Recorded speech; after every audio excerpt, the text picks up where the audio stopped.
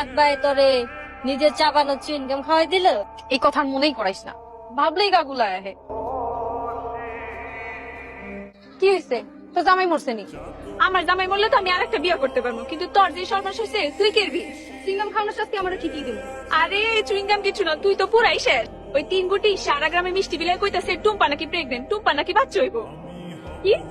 হ্যাঁ ঠিকই কইতাছি। তুই বাড়িতে কোন সাহসে? তুই মরতে পারলে না, ধরলাম ভাই, আমি পেটে ধরলাম কে?